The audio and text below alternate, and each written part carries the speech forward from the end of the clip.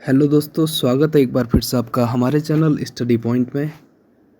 तो दोस्तों, हम आपके लिए लेकर आ रहे हैं फॉरेस्टर शिफ्ट सेकंड का जो 16 तारीख को पेपर हुआ था उसका जो क्वेश्चन पेपर है आपके लिए लेकर आ रहे हैं और उसके क्वेश्चन के आंसर भी आपके सम्मुख हम रख रहे हैं। तो यदि आप लोगों को इसके अलावा और क्वेश्चन पता है तो आप लोग कमेंट बॉक्स में ज़रूर कमेंट करें, और वीडियो आपको अच्छी लगती है तो वीडियो को अधिक से अधिक लोगों तक शेयर करें ताकि और लोगों को भी हेल्प मिल सके। और इस चैनल को ज़रूर सब्सक्राइब करें, वीडियो को लाइक करें। चलो शुरू करते हैं क्वेश्चन। पहला क्वेश्चन है, चिपको आंदोलन किस पेड़ से संबंधित है? तो बहुत सारे लोगों ने इस क्वेश्चन का आंसर गलत किया है और बहुत सारे लोग इस क्वेश्चन में कंफ्यूज हुए हैं, क्योंकि चिपको आंदोलन दो टाइप के आपको देखने को मिलते हैं। पहला तो था रेणी वाला, जो गौरा देवी वाला था, वो था बांज के पेड़ से संबंधित। और दूसरा चिपको आंदोलन हुआ था राजस्थान में, और ये चिपको आंदोलन आपको पता होगा खेजरी गांव में हुआ था, और ये वृक्ष का नाम था खेजरी। तो इसका आंसर हो जाएगा खेजरी। और ये क्वेश्चन डायरेक्ट पूछा गया है एनसीईआरटी 10th से। क्वेश्चन नंबर 2, 1992 पृथ्वी सम्मेलन कहाँ हुआ था? तो ये हुआ था रियो डी जेनेरियो में। Question number 3, Waterman of India किसे कहा जाता है? ये भी 10th की एनसीईआरटी से क्वेश्चन लिया गया है। ये कहा जाता है राजेंद्र सिंह को।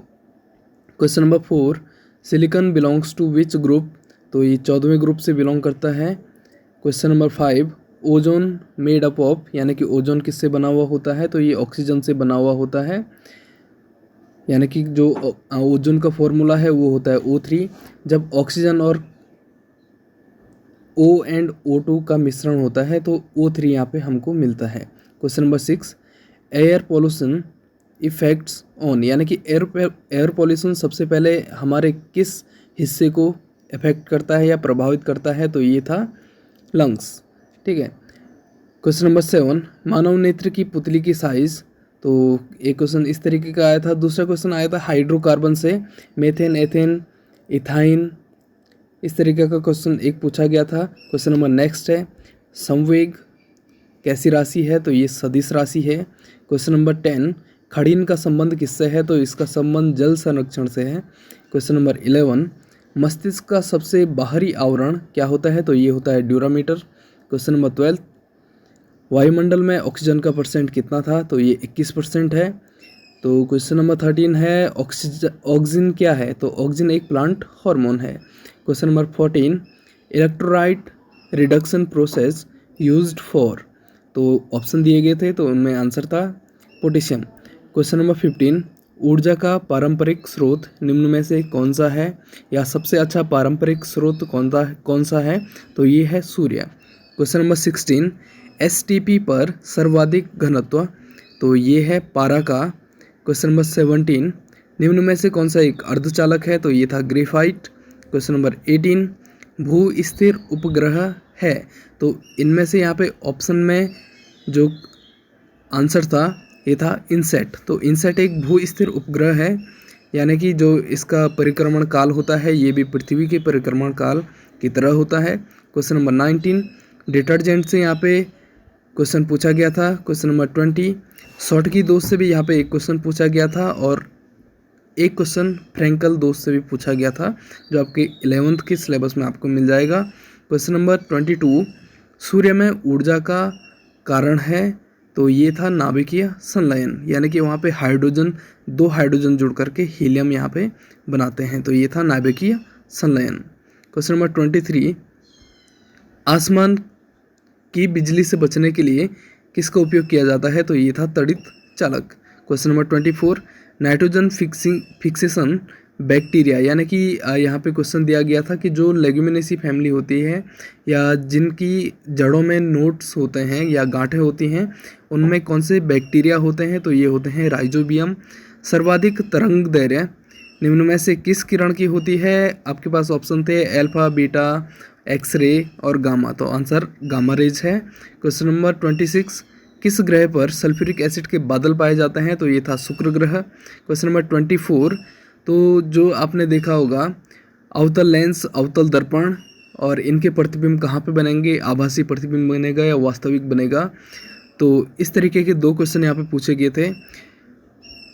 मैग्नेट से भी दो क्वेश्चन पूछे गए थे। एक क्वेश्चन था कि यदि हम किसी मैग्नेट के चारों ओर किसी सिलिकॉन के वायर को ले जाते हैं तो उसमें कितना परिवर्तन आएगा या कब कब परिवर्तन आएगा, इस तरीके का एक क्वेश्चन था।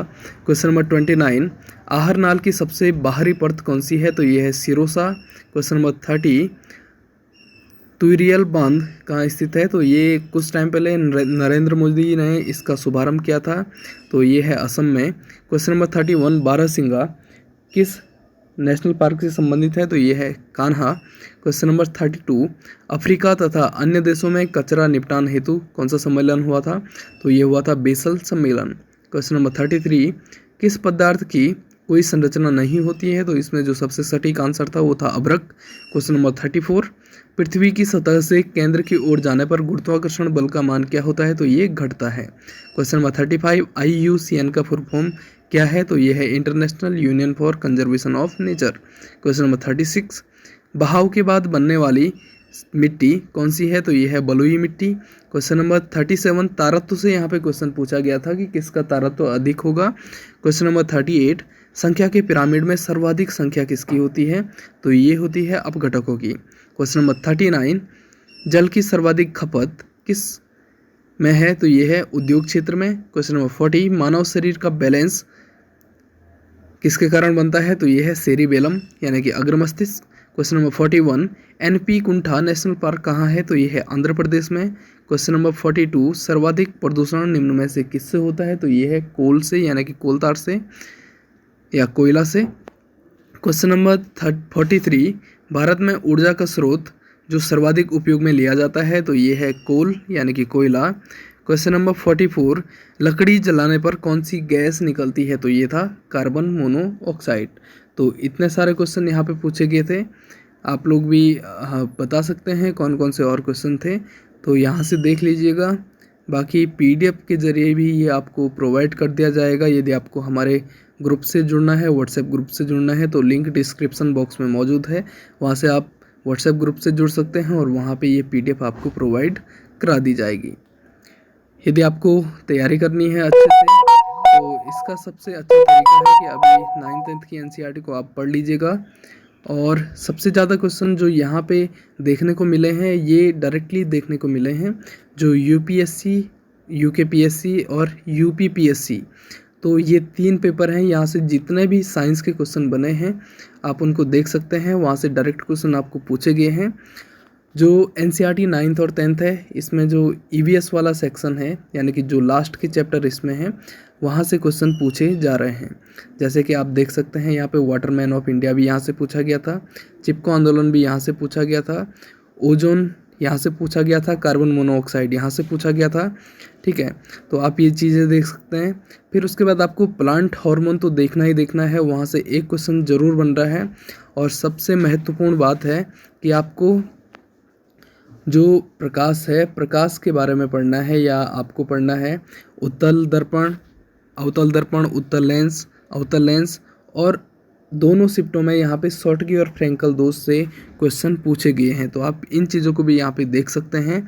बाकी नाभिकीय संलयन आपको देखना है, ये तो देखना ही देखना पड़ेगा। उसके बाद नाइट्रोजन फिक्सेशन भी आपको देखना पड़ेगा, यहाँ से भी एक क्वेश्चन पूछा जा रहा है। और ग्रहों से संबंधित भी यहाँ पे एक क्वेश्चन ज़रूर पूछा जा रहा है। ठीक है, और मैग्नेट वाला भी यहाँ पे क्वेश्चन पूछा जा रहा है, तो आप इसको भी देख सकते हैं। डायरेक्टली 10th की NCERT में ये है, तो इसको आराम से देख लीजिएगा। इसके बाद हम बात करते हैं और कहाँ से क्वेश्चन आ रहे हैं। तो जो EVS है, EVS वाला सेक्शन है, यहाँ से जितने भी सम्मेलन हुए हैं आप उनको एक नज़र ज़रूर देख के चले जाइएगा। ठीक है, यहाँ से क्वेश्चन बन रहे हैं। फिर जो आपका IUCN वाला सेक्शन है, वहाँ से भी क्वेश्चन बन रहे हैं, या आपको इंडेंजर्ड स्पीसीज़ के बारे में पूछ सकता है, यहाँ से कोई भी क्वेश्चन आपके लिए बन सकता है। और नेक्स्ट जो ध्वनि वाला आपका चैप्टर है 10th में, वहाँ से भी क्वेश्चन पूछे जा रहे हैं, यानी कि तारत्व से रिलेटेड या फ्रीक्वेंसी से रिलेटेड कोई भी यहाँ पे क्वेश्चन आपसे पूछा जा सकता है। ठीक है, और बाकी आपको उद्योगों से संबंधित यहाँ पे क्वेश्चन करने हैं। ठीक है, नेशनल पार्क वाला जो सेक्शन है NCERT में, वो वाला आपको पढ़ लेना है, वहाँ से क्वेश्चन बन रहे हैं। और यदि आपको कोई डाउट होता है तो आप लोग ज़रूर कमेंट बॉक्स में कमेंट करें। आपको यदि कोई आंसर यहाँ पे गलत लग रहा है तो आप लोग कमेंट बॉक्स में हमें बता सकते हैं, और व्हाट्सएप ग्रुप से ज़रूर जुड़िएगा, क्योंकि वहाँ पे आपको सबसे पहले क्वेश्चन पेपर प्रोवाइड किए जाते हैं। तब तक के लिए धन्यवाद, गुड लक।